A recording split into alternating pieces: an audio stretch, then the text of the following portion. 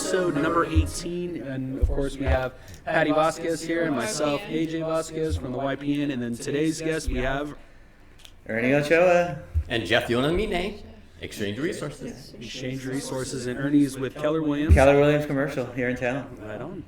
So, I'm super excited about this podcast because we're talking about tax exchanges. But before we get into that, let's just talk about a little bit. New Year's? Yeah, how was your New Year's? We kind of talked off the podcast a little bit about it, but let's fill everybody in on how your New Year's was. Yeah, so I was talking about how tiring my New Year's Eve was because I started that day at 6 o'clock in the morning and didn't finish until about 3 o'clock in the morning after the big midnight celebration.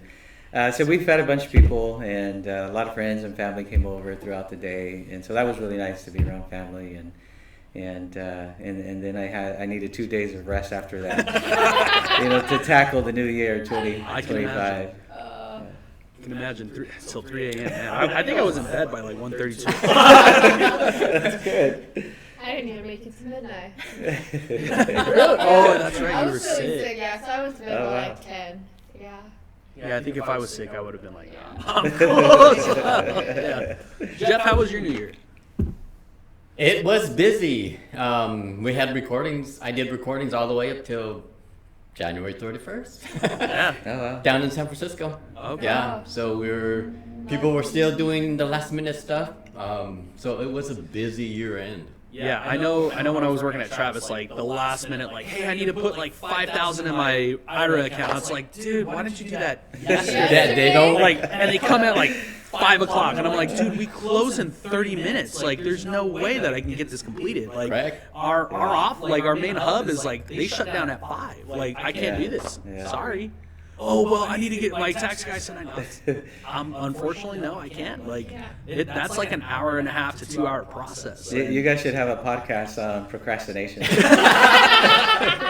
they do say that procrastinators are the best and or the most efficient with their time. Oh, okay. Yeah, Most efficient with their time. yeah, Because I mean, they get it done. They they get it done. They get within- more done. they get more done in a shorter period of time.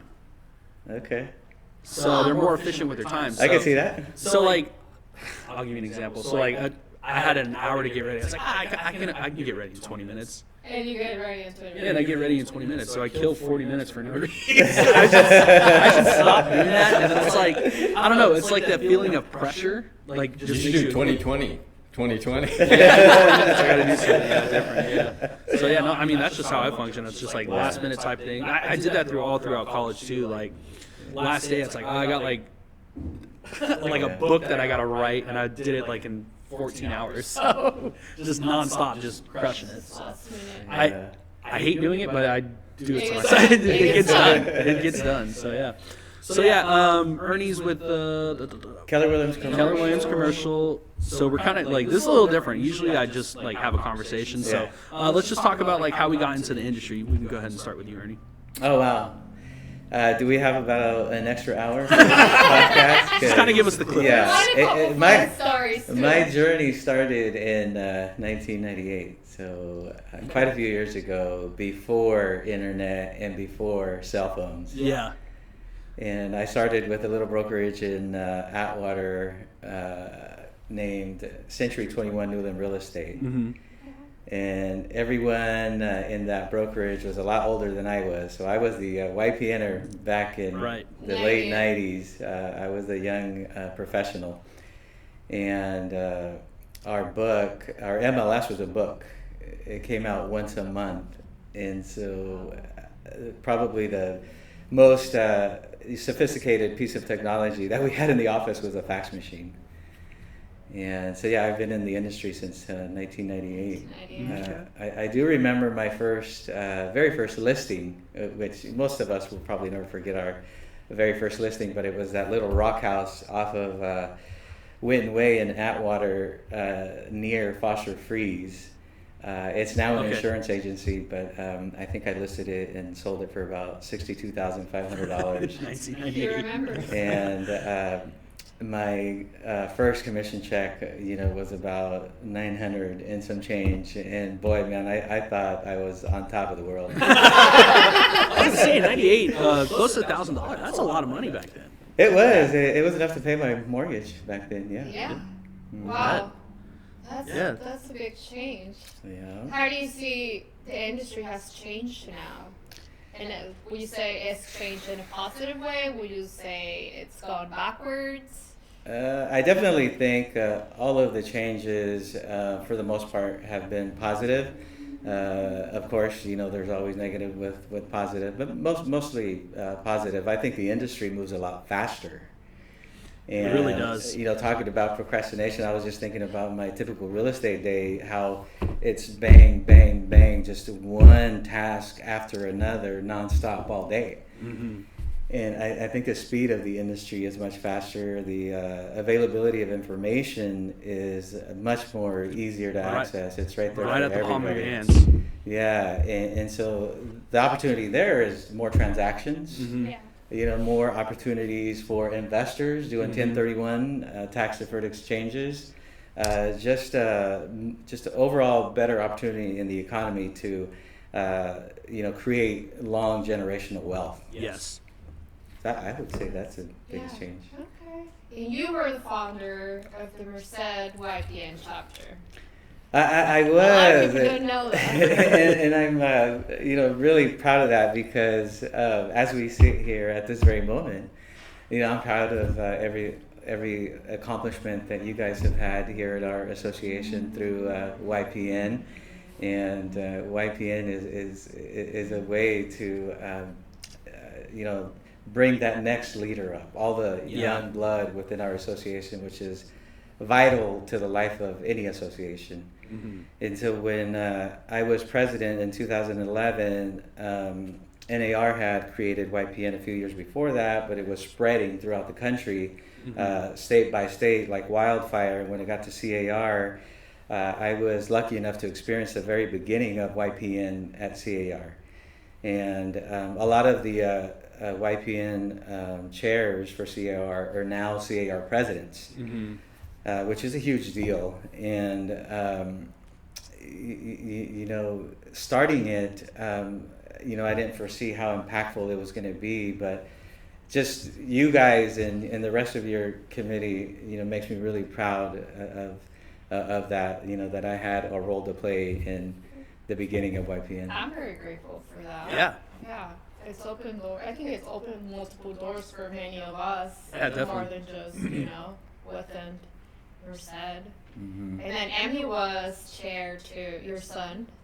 Yeah, my son was probably 9 months old when I got into the real estate industry. Oh, okay. A baby. And I remember. So this is pretty much all he knows, like that you hear. He was born into real estate. Yeah, he's heard. He's listened to my conversations since day one. Since he could crawl and walk. But I remember getting yelled at because I used to leave him. I'd stop by the office to pick up a document. And I'm only going to be 10 seconds. But then 10 seconds turns into 15 minutes while he's still waiting for me in the car. So I used to get yelled at about that all the time. Oh, wow. Dad, you said you were only going to be a couple minutes. I can hear that. But watching him become YPN chair was a very emotional and impactful moment in my career. It's like full circle, right? Yeah. And then he was on the CAR YPN too. Yeah, he was on the advisory committee and never missed a CAR meeting for almost 2.5 years. And so watching him be involved at the state level was also very meaningful, to me in my career. Wow, that's crazy. How did you get into the industry? How did I get into Yeah. Well, we gotta go 2 days. It goes back to like 1979. Okay. Started off in lending. Okay. All right. So we had 20%. 20% interest. Rate 30-year, right? So I'm glad he's saying this. I know. on the podcast. People don't realize like what the interest rates were back then. Yeah. And everybody goes about like, well, the prices were not the same, and it's like their wages were also a lot lower too. So it's like, Imagine. so I hate that stigma. It's like, oh well, they had 20% like interest rates, but it was only 30,000. It's like, they still can't qualify. The minimum was like $5. yeah, $6. no, it was even lower than that. Yeah. I think when my parents were working, it was like $3 or Oh. $2. Yeah. So anyway, I didn't No. mean to interrupt, but I just wanted to like the stigma of like, oh well, they Interest had, rates yeah. today are super high, but in reality, No, back then were higher. they're cheap. So right now, interest rates are cheap. Yeah. Everybody goes, oh, it's too high. No, they're not. They're not 20%. Because we even had adjustable rates that would adjust all the way up to like 24%. Really? So it's like a credit card, right? Yeah, it was just like, chick, chick, chick, chick, it would go up. Oh my lord. Because that's where the arms were, right? So the only way that they could qualify were negative AM, right? Negative AM is negative amortization, adjustable rates. And so that's why they had pick a payment back then too, right? You could pay interest or interest and principal or less than that. So anything negative, they just tack it onto your loan. Yeah. Actually, that was the root of the problem when we faced the housing crisis. Yeah. Back then, yeah. Back then, yeah. Mhm. Yeah, it was all the pick a payment, negative amortization loans. And that's when we lost what? Savings and loans. Wow. So savings loans went bye-bye, so they were gobbled up by all the banks, right? Your B of A, your Wells Fargo, that's who's standing today. They just bought them all up. Okay. So these are the trends that are happening in the finance business. So when I got into finance, I said, everybody's getting gobbled up, so I moved over to real estate '84. So I got my license, started selling real estate, and then my broker said, hey, Jeff, you need to know 1031 exchange. I says, I read that in my book. I took the test. And I said, okay, what is 1031 exchange? He said, it's for investors. Back then, it was too hard to do a 1031 exchange. Why? It was all corporate or high-end investors. Because it all had to happen simultaneously on the same day. Oh. Okay. Imagine that today. Very tricky. So that's why a lot of the title companies has National Business Units, right? NBU units. Now they're all gone because now we could do the delayed and it's just a lot quicker. So as soon as the delayed came into play, all the National Business Units went away because they had to consolidate in because now you don't have to worry about closing everything on the same day. So it typically happened. So Patty, I want your property, but you don't want mine, right? So I got to go find a property from Ernie that's going to do the switch, right? Switch. So it will be like, we're going to close, then you're going to close, then we're going to close, and all on the same day. And that's why it's not just 3 properties, maybe 8 properties or 10 properties, all on the same day. So you're working on this deal. So I had a deal I was working on for about a year, but it was an 8-way exchange. Yeah. So each one, so we had to go East Coast to West Coast, close. They call those legs, right? So Yep. it's a 8-leg deal. Eight-leg deal. Yeah, a lot of things can go wrong, and it's Right. a very stressful situation for everybody. And that's what, today is like simultaneous, right? It's all, you ladder it, right? So it's, hey, this is contingent on this one, this one's contingent on this one, this one, so all the way down. So if it doesn't happen here, It, everybody gets messed up, right? Oh, yeah. yeah.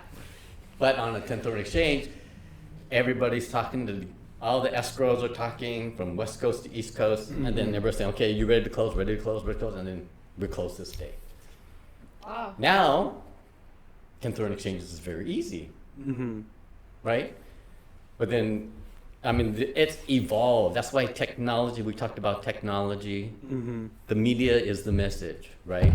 It's change. And that creates the change. Yeah. You go back in presidential history, same thing, right? We had first you would go out and do your speech on the back of a train, right? That's what we saw in the history books. Abe Lincoln did this, and then radio comes into play, Yeah.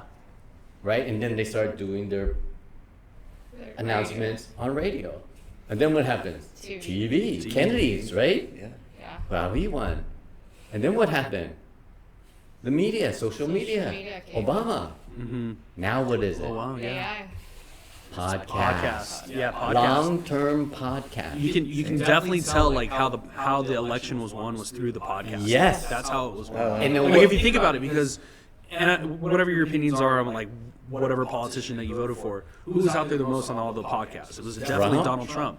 And I personally think that's the key reason why he won, because he went after the newer generation, the younger guys in the podcast. Yeah, Kamala Harris, she did too, but she wasn't hitting the right podcast. No, because her script. She said it was very short. Here's my questions. I will answer them. I never got to know her. Yeah. And so for Trump, it was like an hour, 2 hour. And so they said, let me make my decision and listen to that podcast. Yeah. Who do you think is the number one podcaster in the world? Joe Rogan. Joe Rogan. Exactly. Yeah. He was on. And Trump was with. Yeah, and he went to that. And then he did. there was parameters that Kamala was trying to do, like, oh, you need to come to me, and then it's only for an hour, and Trump, or not Trump, but Rogan said, no, I'm not going to do that. Like, this is my show. I'm doing it how I am doing it.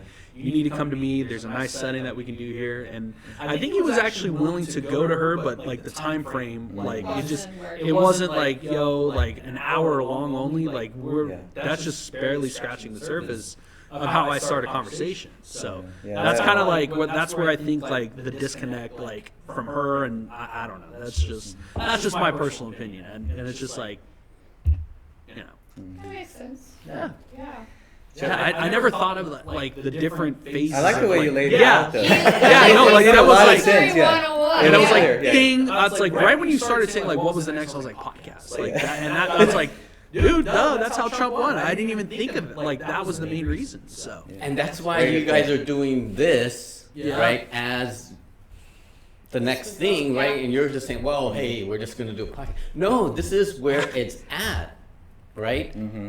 Yeah, and honestly, this is just more of like a passion hobby thing for us, and like for the YPN. But like, like you said, it can turn into the next thing for us. I think I was part of the very first podcast here. And then the files were lost. Camera died. Yeah, after an hour and 15 minutes, we looked over at Patty, and Patty said, "Oh my gosh, I forgot to hit record." They cut our audio, but not our video. We had the audio. Well, at least you have the audio. That's like the most important part. Yeah. But he's been part of, the beginnings of the podcast. Yeah. That's pretty cool. Yeah. So you were doing loans, and then you learned about real estate, and 1031 exchanges, 1031, and you love 1031. and it just took off from there. So I was licensed in three states: California, Hawaii, Nevada. Okay. And I interacted with all the investors from those states, and we kind of branched out. We did Oregon, Washington, Texas, New Mexico, Arizona. So we dealt with a lot of just regular investors, right? Yeah. And then when the S&L crisis hit, then we went to the RTC and we started buying stuff from the RTC for investors. So the Resolution Trust Corporation is the RTC. So how long have you been doing 1031 in total? Since '84. Oh, okay. So you've been doing it 40 years? 41? But with the company that I'm with, Exchange Resources, we've been there from the get-go for 25 years. Oh, okay. God, that's still a lot. Wow. So it has evolved. Mm-hmm. Yeah. So with all the people doing 1030 exchange, they always want the big deal. I want the $50 million deal, the $35 million deal. They're far and few between, right? And so that's why everybody says, I want that deal. And I said, you can have it, because I'll do the next 10 that are right below it, right? And so you're going to be chasing that. I'm going to be chasing everybody else. Yeah, because I think Joe Stephanie has always told me, he said your first-time buyers are going to be the most rewarding. Yes. Plus, the first-time home buyers are going to start telling you, hey, look, this is who I went to. And then it will lead to that. So like yes, that's the goal, to get one of those big ticket deals, but you need to start at the bottom, and then it works your way up, and you'll naturally get there. As long as you're grinding at the bottom, like the bottom ones, you get those perfected. When it comes to the big ticket ones, you're going to make a killing at it. And that should always be somebody's goal, is to establish long-term wealth and generational wealth. The best way to do that is with residential real estate, multifamily, and commercial real estate. I've known Jeff for ever, as long as I was since I was new in the industry, and Jeff has always been a big supporter of our association and all of our events, our golf tournament, our rib cook-off, and YPN. So I just want to make sure to acknowledge you for that, because you've always Thank you. supported us in every way that you could. I didn't pay him. And not only and not only that, but offer such a valuable service. A service that helps grow your real estate portfolio, like it has mine. I did an exchange with Jeff a few years ago on a little single-family rental that I owned in Winton, off of Cottage Street, and I came across an opportunity to buy a triplex. Mm-hmm. And so what I did is I sold that single-family home that was generating me about $800 a month in rental income at the time, and decided to do a sale via 1031 tax deferred exchange. And so when I sold it for $130,000. Mm-hmm.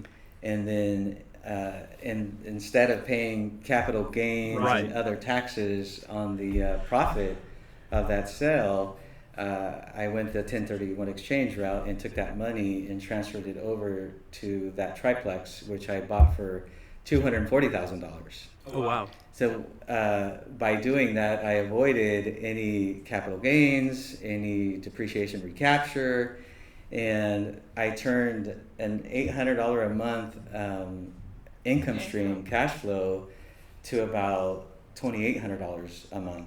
That's a $2,000 increase. Mm-hmm. And how long ago was this? This was probably 8-9 years ago that I did that. Okay. And since then, Jeff and I have dealt and closed a lot of other 1031 transactions. But I still own that triplex now. And, that triplex is probably, the current market value is probably a little over $400,000. Mm-hmm. And now my rents are about $4,000, a little over $4,000 a month. And so it's turned into a really, really good strategic, investment, starting with the sale of that single family home. Mm-hmm. And that's, how do you use it? There's a lot more complicated deals. Right. Yeah. But that is, where it should start. Exactly what you're talking about. So for somebody that doesn't know how 1031 works or what 1031 is, will you explain that? Sure. It's a way for real estate investors to generate long-term wealth, as Ernie was talking about. So you start out like monopoly, right? Right. You buy the house, the rental house, and then you parlay it, right? You sell that property for X amount of dollars, then you buy it, the new one, X amount of dollars or more, to defer 100% of your capital gains tax. So that's why it's always value to value. So if you sell it for 130, you're buying 130 or more to do a fully tax deferred exchange. That's why all the net proceeds comes over as they're down. Any loan that gets paid off, you acquire a new loan equal to or more than what was paid off, and that's how you get value to value, right? Yeah. And then ownership title, if it's individual or LLC, corporation, then on the same side, it's individual, LLC, corporation. So it's always net debt title, right? Break it down to the basic requirements. Every 1031 exchange, irregardless of how strange it may seem from the seller's standpoint, is always net proceeds, debt, ownership. NDT, got it. Title. And that's why we need all those players. That's why my finance background came into play. He said, do you understand finance? I said, yep. Because they got to transfer that debt over to the new property, right? So you sell it, right? So back then you could do basically everything, right? You sell, get the loan, and then do the exchange for them. Yeah. So, but now you want to separate that out, right? That's why we need escrow, we need the lender, we need the tax person, and strictly that's all they do is 1031 exchanges. So Jeff, earlier you were talking about how complicated and difficult an exchange used to be, and now they're much easier. And I think it's because of the timeline that you have during your exchange. So the time starts clicking as soon as you close escrow Correct. on your relinquished property, the property that you sell. Right. And then the IRS gives you 45 days to identify your replacement property. Oh, okay. And there are two different rules for that. Right. And Jeff is an expert on that. So to go back to the timing when it starts, right, at the close of escrow, the IRS gives you 180 days, approximately 6 months to complete the exchange, right? Yeah. However, the first 45 days, what Ernie was talking about, is when you have to identify your target properties. 2 rules to identify. First rule, 3 properties. First choice, second choice, third choice, unlimited in value. But we need your list by midnight of the 45th day. You could change your mind during the 45th day, right? The 45-day period. However, once that 45th day is hit and gone, and we're on the 46th day, you're stuck buying whatever's on your list. And investors do change their minds. Really? I've had, After 45 days? I've had plenty of clients call me at the 11th hour on day 45 at 10 o'clock at night.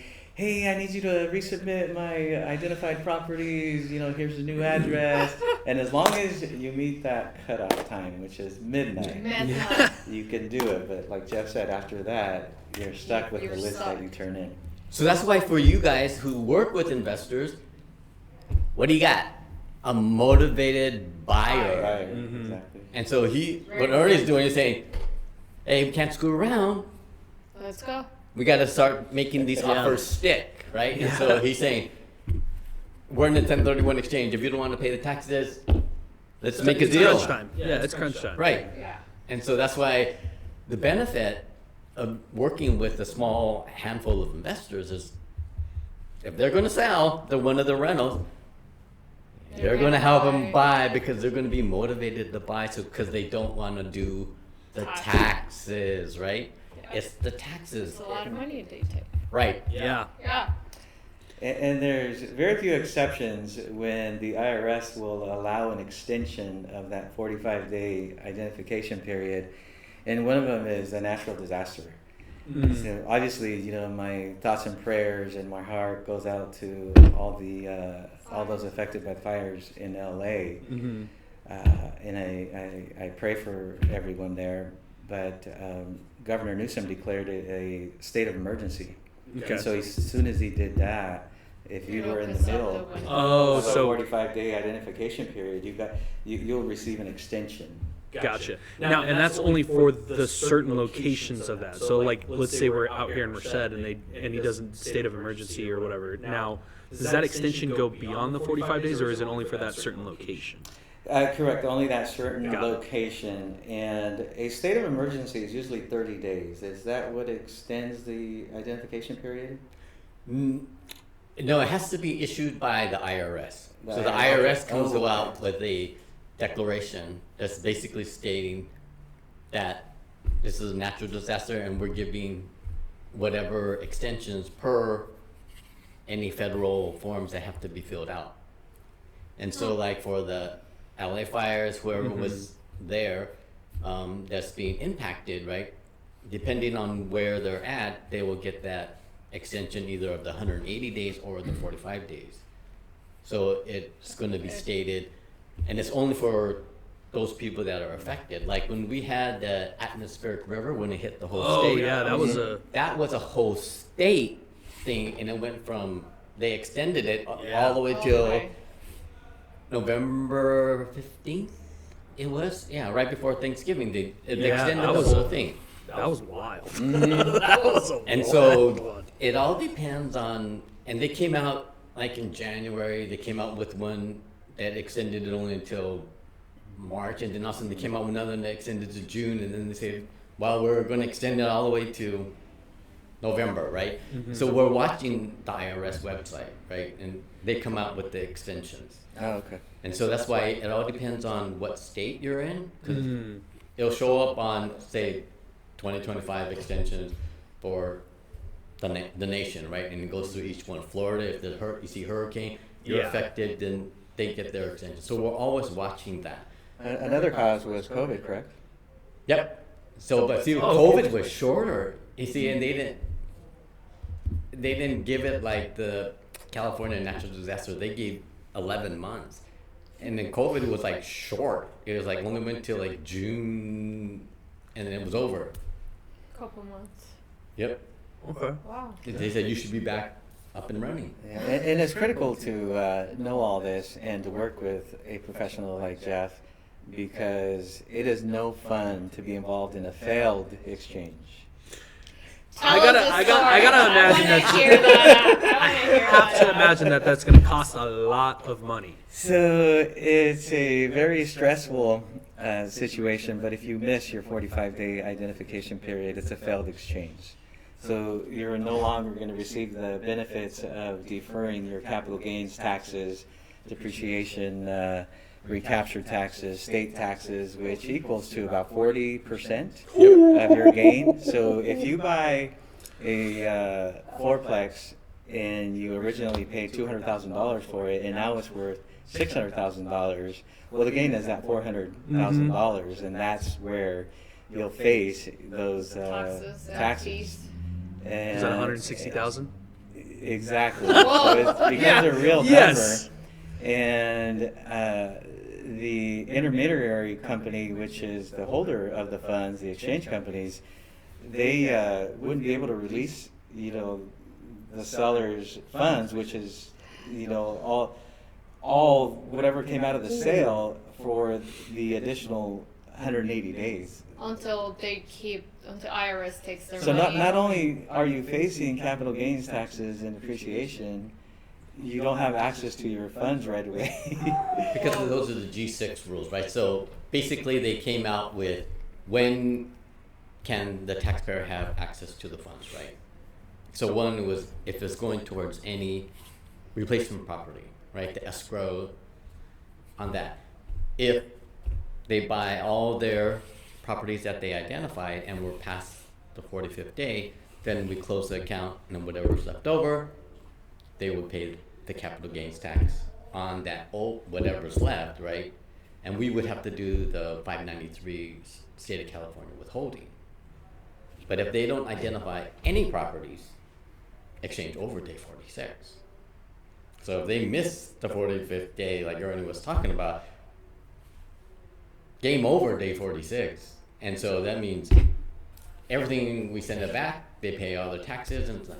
But once you have one property on there and you're past your 45th day, Ernie was talking about, you ain't getting your money until day 181. Wow. Right? So now you're not getting your funds. And a day. Yep. And then we still have to do the California withholding. So that's why federal doesn't. No, I don't want to. That's why the agents that are really up on 1031 exchanges, okay, they see the benefit, but they also. It's a high risk. No, it's not. Well, if you know what you're doing. If you know what you're doing, you you're playing with your money, so you really can miss the 45 day or any of the requirements. But we're putting that tickler in our system, right? As soon as the exchange is open, we're saying, hey, Patty, are you going to identify any properties? You got 10 more days. Okay, so there is, Oh, yeah, so we have that in place. Got it. Okay, and that's why other companies, they just tell you that, hey, that's your problem, right? But that's why we're trying to keep you up, and that's why we tag hold you accountable. our agent and then our taxpayer. Yeah. And then we're working, he's saying, hey, Ernie, Patty, 45 days coming up, are you guys going to do anything? And he's going to call you and say, hey, what do you want to do? What do you want to do? Mm-hmm. Right? Yeah. Okay. So then you make that decision, pay the tax or try to find a property. Find a property. But that's why planning is crucial when you do the 10th rank. That's why it's not high risk. It's always last minute. Yeah. Last minute, that makes The it high procrastinator. risk. Exactly. Yeah, got the it. procrastinator. But I think when it comes to money, I don't mess around. I That's the would only not. that's the only time I don't procrastinate. It's like, okay, I got paid, let's pay the bills, and then it's like whatever's left over, it's like, all right, cool, that's play money. Then Like, that's different. that's how I've always thought of it. And Like, then let's go have some fun, right? speaking of parlays, let's put a 4-leg parlay. No, I'm just kidding. Go to the game. So Go to the here's casino. another No. example that I would consider low risk because of the availability of replacement property opportunities. So I was involved in a transaction where there was a sale of a 1-acre commercial lot in McSwain, Mm-hmm. a vacant lot that was just sitting there. We call those non-performing assets. Okay, they're not generating any type of income. They're just there. You're writing a check for the property taxes, you're dealing with the fire department because they're sending you letters on the fire hazards due to weeds, and so that owner took his vacant lot that he just said, okay, well maybe I'm not going to ever build my dream home on this 1-acre lot, so let's sell it.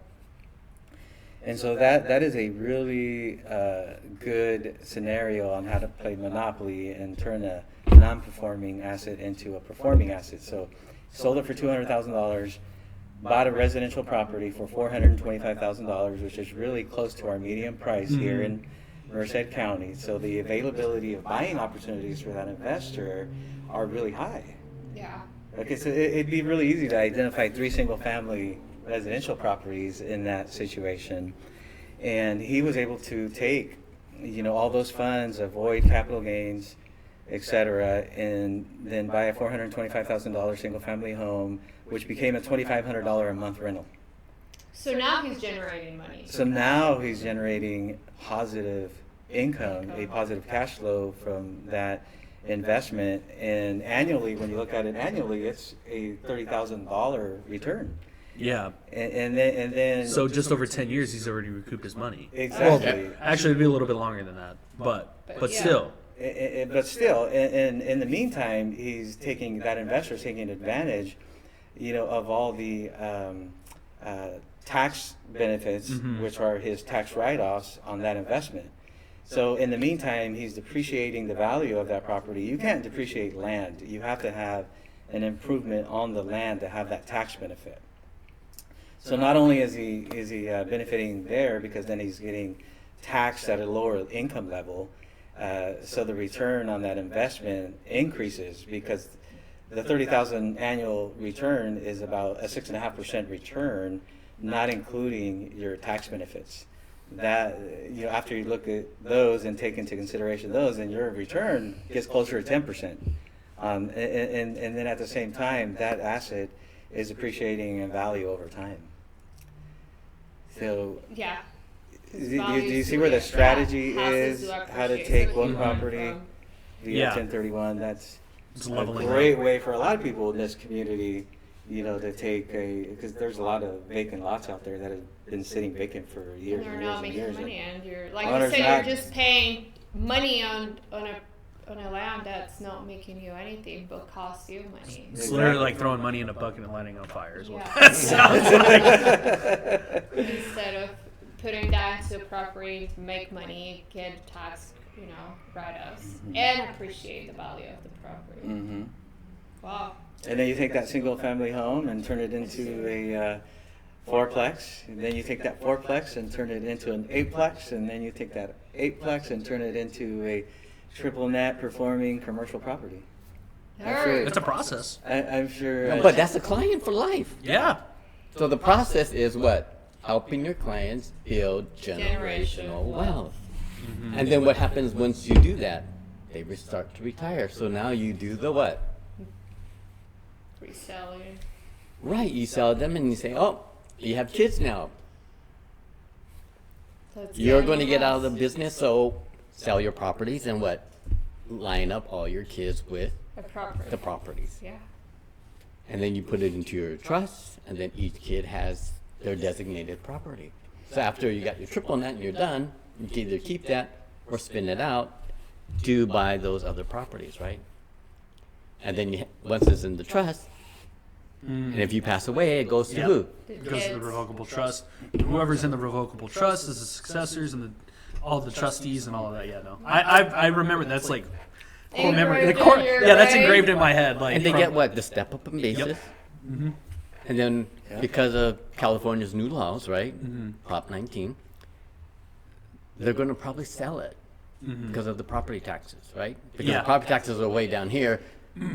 Once they pass away, the assessor's going to do what?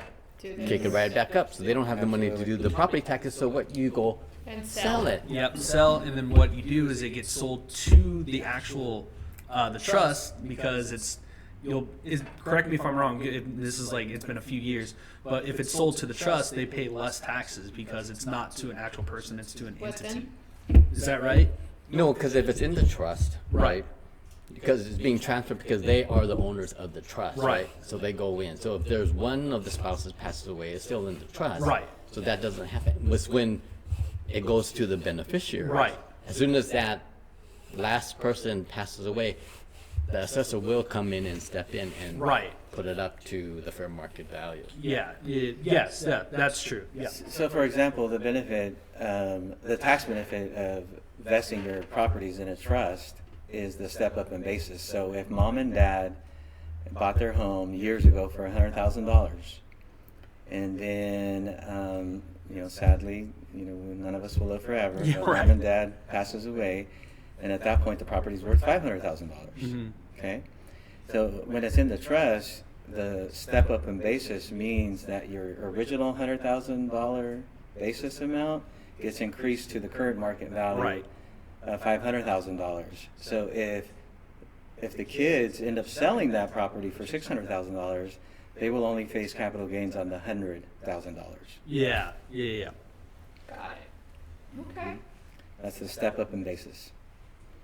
Learned a lot. So can you imagine if your parents did that when they were starting their careers, if they started investing in real estate and then all of a sudden built a portfolio to 20, 25 investment properties and think about the impact that would have on you. And my Yeah. kids. Yeah, and Ah, your kids. Yeah. It would be different. I come from a Hispanic family where I don't know, my dad believes I bought my house paid off and that's it. And I've been bugging him for 3 years. Let's take an equity loan, let's buy a second property Yep. and so forth and Great so point. forth. I and love that. Yep. Put it on a trust too. But I think anybody who has a house needs to get a trust. Really That's like love that. number 100%, 100%. number one thing. Like if you own a house, you should open the trust as as you're an escrow and it automatically goes to the trust. that's true. But I mean, when the you're title and purchasing. transferring it to the trust is not that difficult. No. No, but you first get the house, be that your main focus. Once you get in the house, you're established. It could be a year, 10 years down the road, but eventually you need to put it in a trust, and it's more of a safety net for their financial gains, aspect of it. So, myself included, I need to get a trust too. I haven't done it, but the people that are in their 40s, 50s, y'all need to get into a trust as soon as possible. 100%. The sooner the better. The sooner the better. And I mean, I'm knocking at 40 pretty soon too. So that's like a wake up call for me as well. It's hey, we need to get it into a trust. It's just getting the time to do it, and there is a small fee to it. But I mean, let's say it's $5,000. Your $5,000 is going to save you $50,000-$70,000. A headache down the road. Yeah. So Yeah. take a $5,000 loss, but you'll gain that later down the road. Yeah. What do you say you learned or saw we do different now than the crash in 2008? Because you've been on the market since. The crash in 2008? Yeah. What do I see? Or what do you see we do different now? What do you see the industry learn from that? Nothing. Okay, good. Hey, Very well said. Very honest answer. We haven't. Okay. It's coming back around again.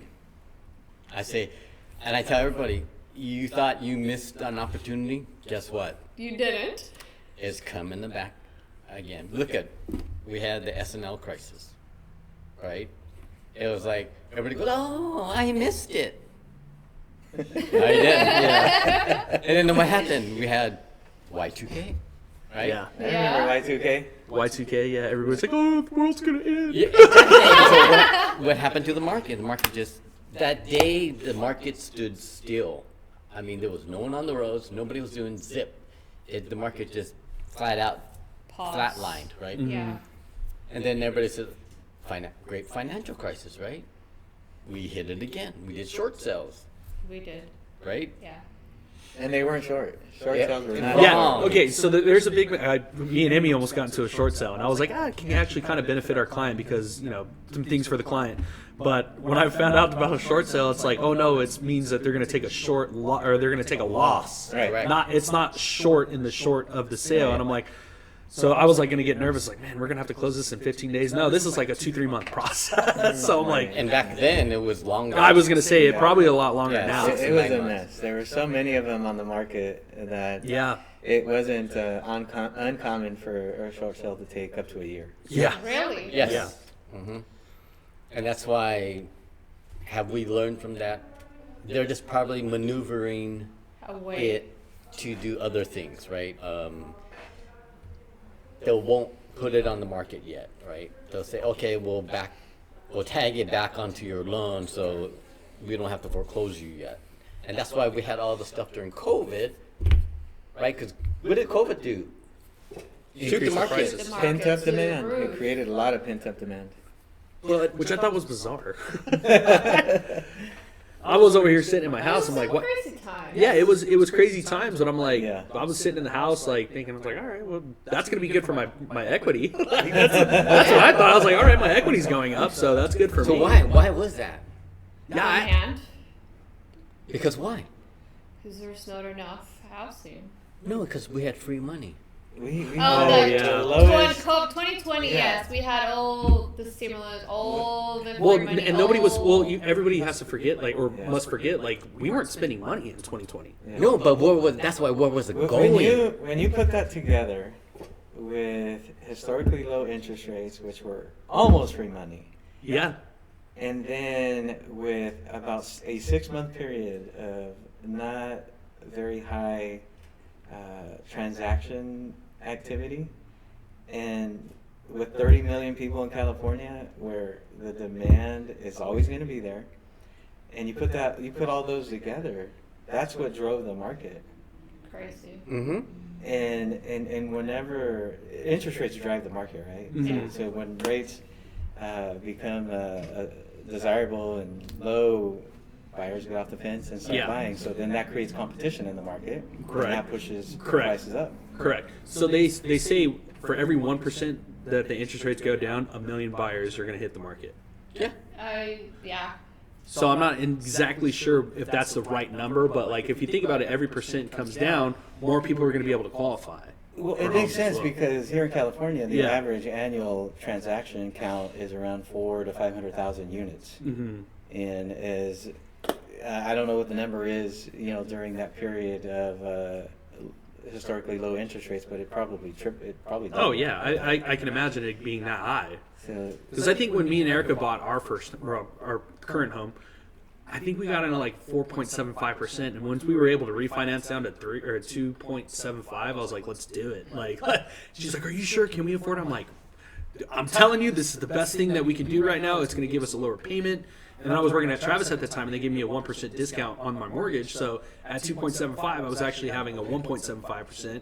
And then she's like, let's take the lower payment. I was like, absolutely not. We're not taking the lower payment. We're And paying she's- it Good call. we're paying the Good call. 2.75% payment, and whatever the interest for that extra 1%, that's going to go straight to principal.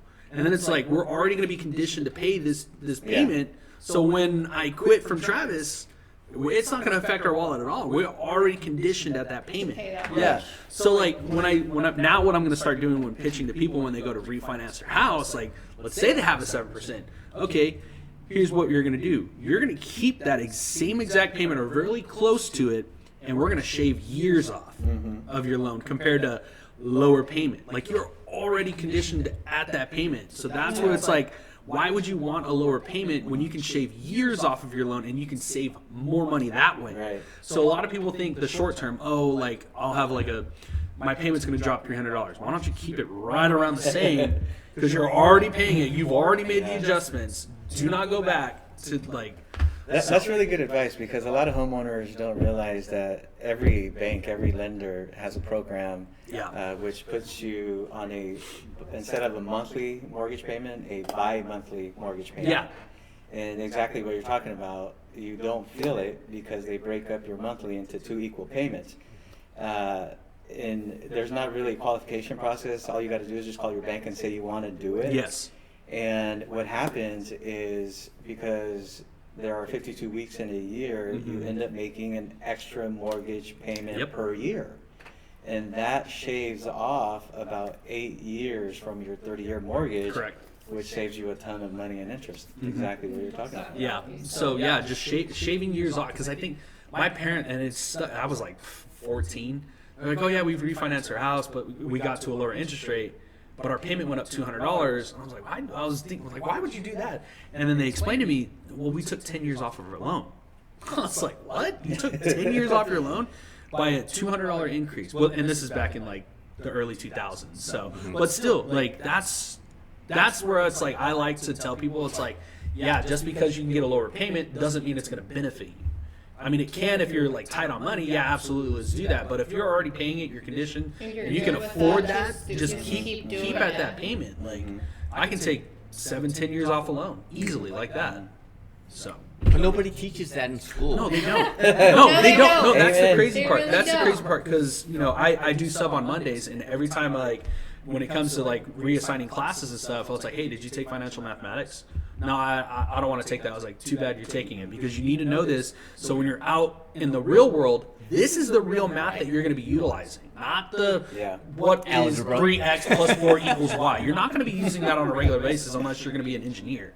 Like, it just all depends. Like, if it's like every single one of the students that come through the door is like, you're taking this class whether you like it or not, because you're going to thank me in 5 to 10 years when you start to see, because it talks about credit cards, auto loans, home loans, like investments and all. And I'm like, dude, you need to learn this.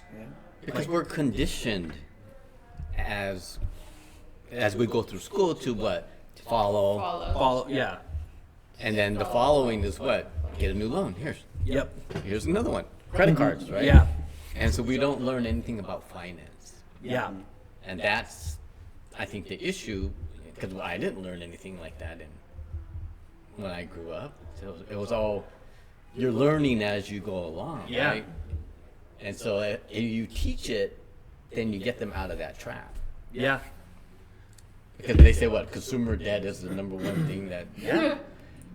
So Patty, earlier you were talking about tapping into your home's equity. Yes. Which I think is an excellent strategy, because you can utilize that with a 1031 exchange. And Ooh, let's hear that.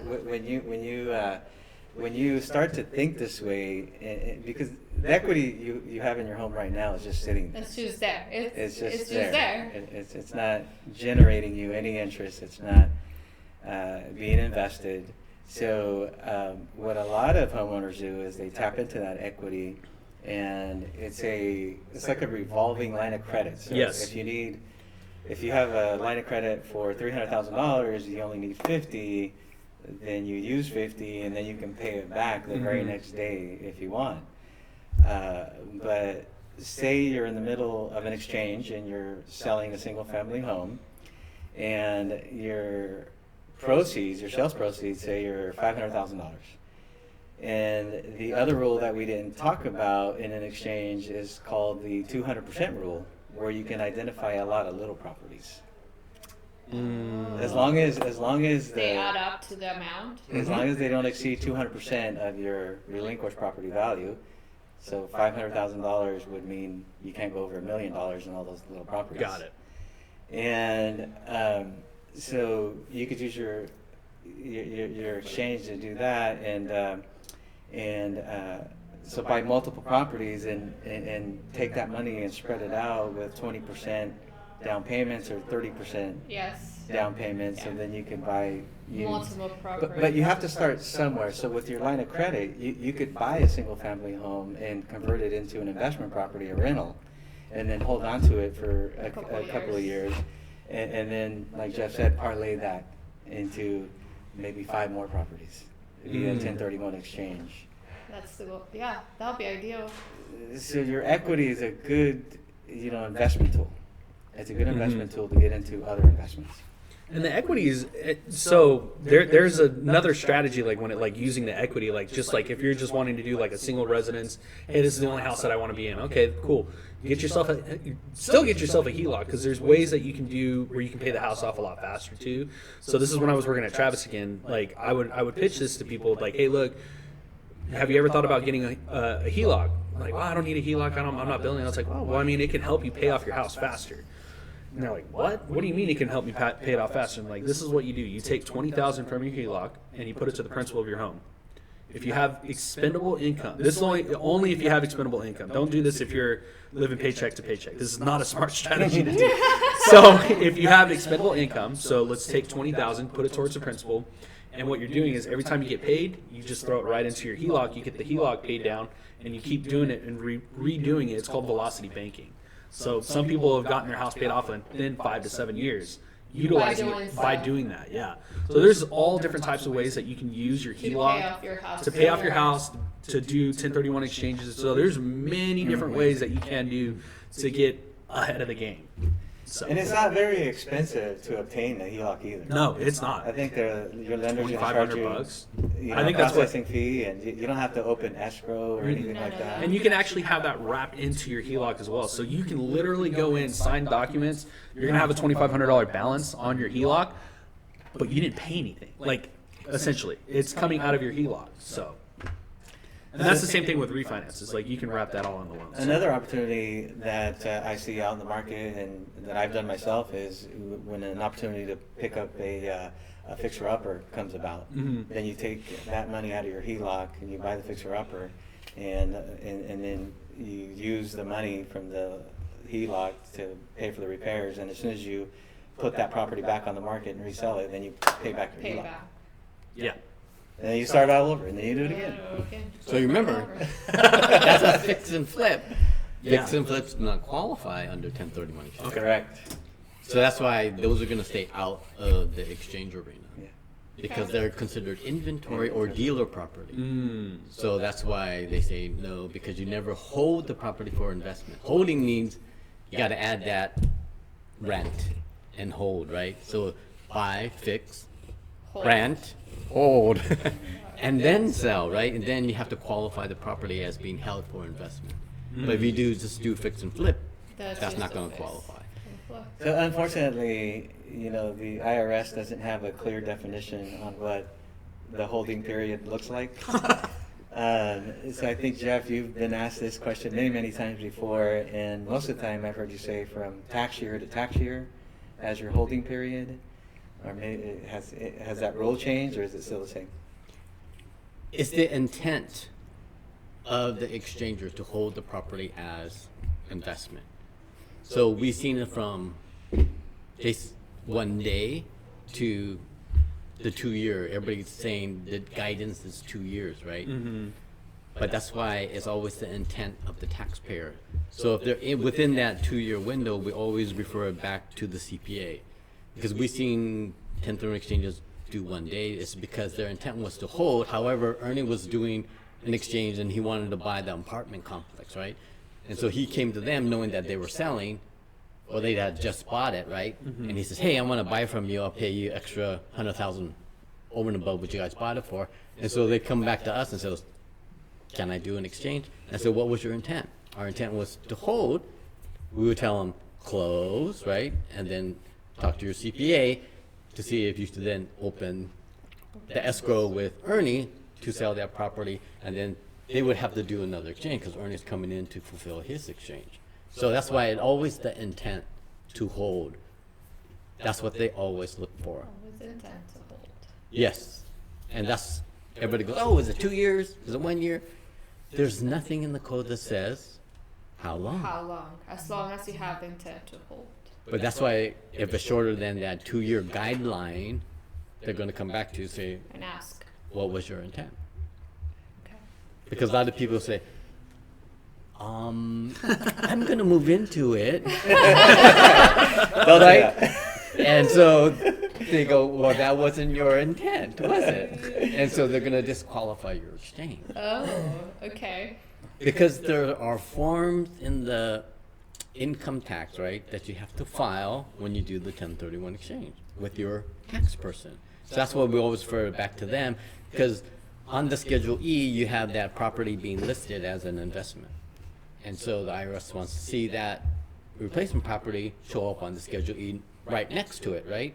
Because there's an 8824 form that has to be filed with your income taxes to show that you're doing a 1031 exchange. Patty's not going to pay any capital gains tax, so here are the documents, right, Yeah. to do that. So primary residents do not qualify For a 1031. tax deferred exchange. It's stated Because in the you have code. other tax benefits that come With with that. having your primary residence. And unfortunately, and I hope this rule changes, but you cannot sell a property here and then buy in another country via a 1031 exchange. It has to be. Yeah, that won't within mean that the makes same sense. country. Yeah.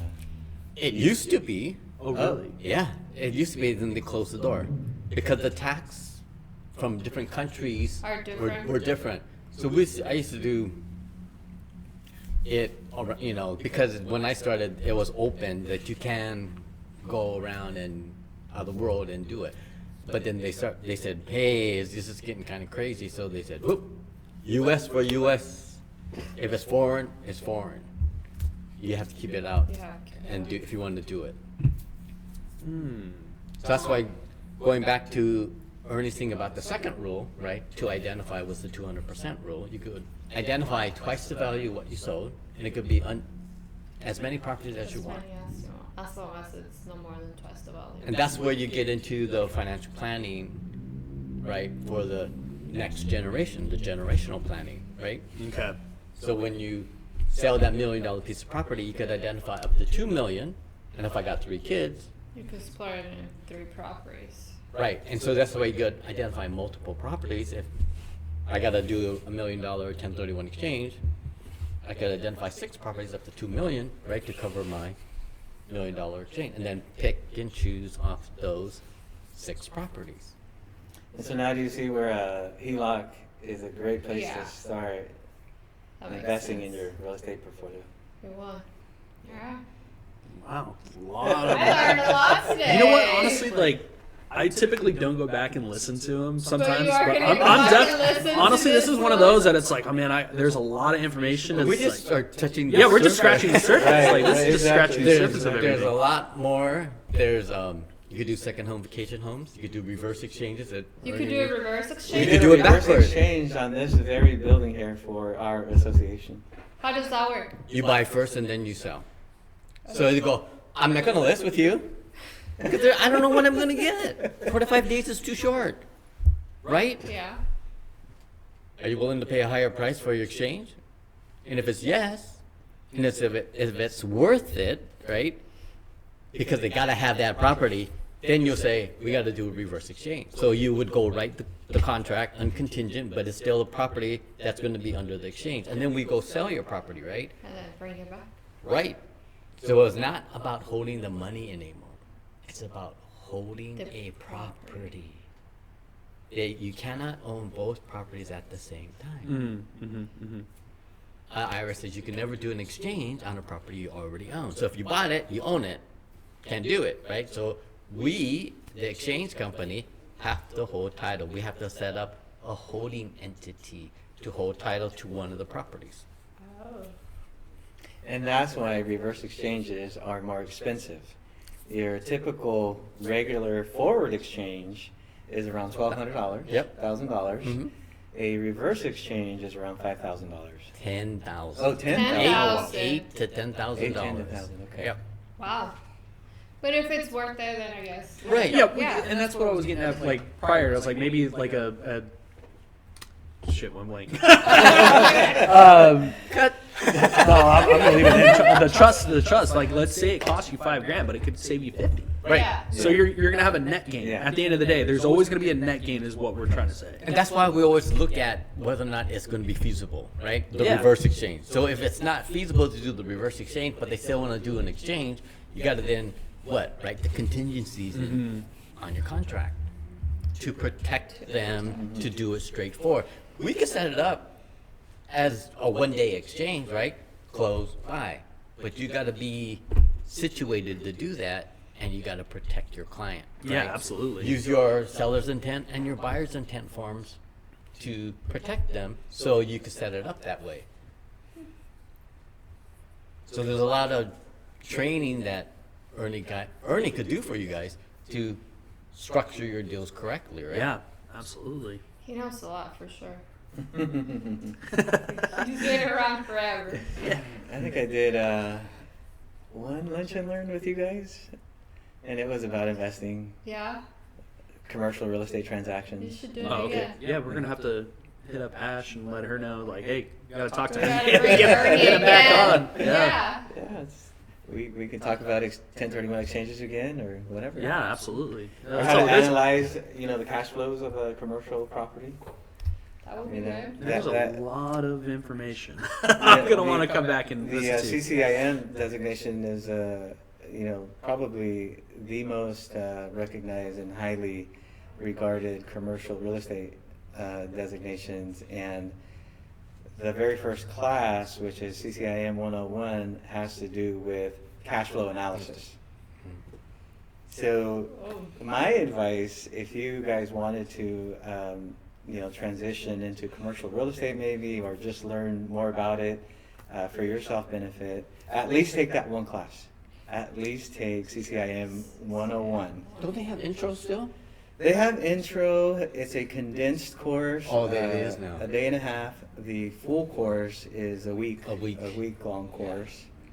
But that class shows you how to analyze all the cash flows, all the income and expenses of a commercial property, which will help you calculate a cap rate, rate of return, an internal rate of return, and all that good stuff that you need to know if you're going to dabble in commercial real estate. Yeah. Mm, All right. Very interesting. CCIM 101. Mm-hmm. very interesting. That's why there's always two ways, right? Or let me step back. There's three types of properties, right?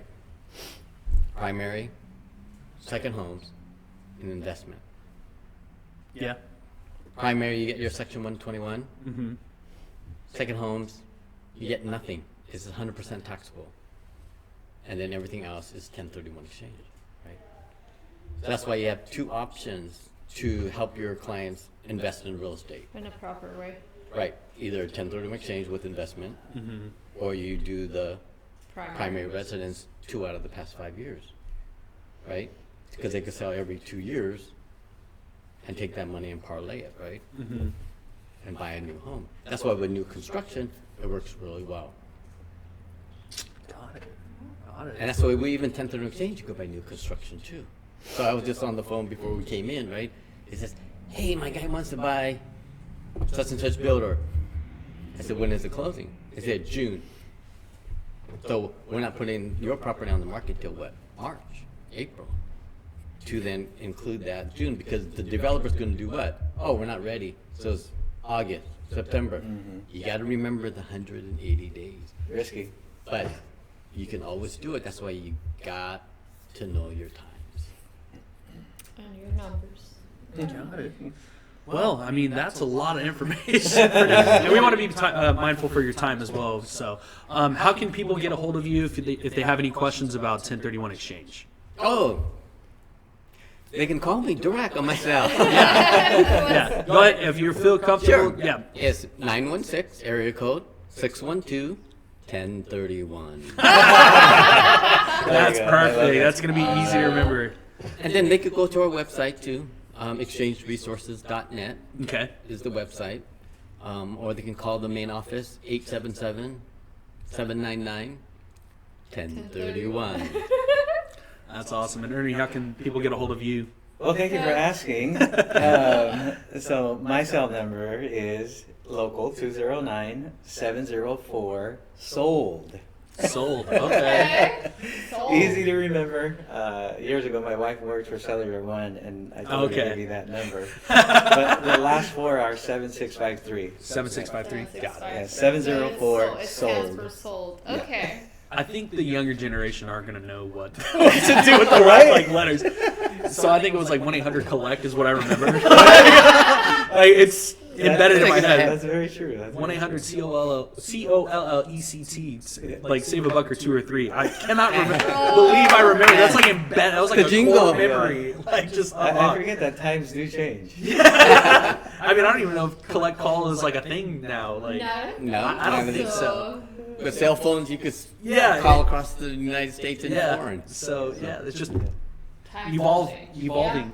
It all comes back to evolving. So, but yeah, no, it was definitely a pleasure having both Ernie and Jeff on the podcast. It was really good. Yeah, it was a lot of knowledge. I know there's you mentioned that this is just scratching the surface of everything. So We'll bring you back for a lunch and learn. for absolutely, sure.